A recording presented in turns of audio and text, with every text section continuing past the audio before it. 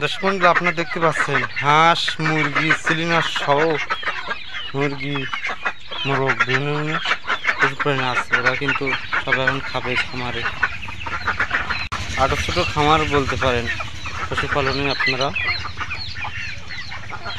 এসব করতে পারেন। বিভিন্ন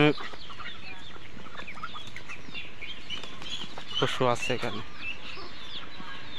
বাচ্চা থেকে শুরু করে বুড়ো পর্যন্ত।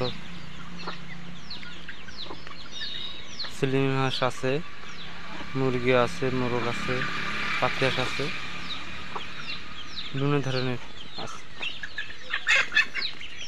গ্রাম অঞ্চলে, গ্রাম বাংলা এগুলো মেয়েরা চাষিরা আসলে পোষে আর কি।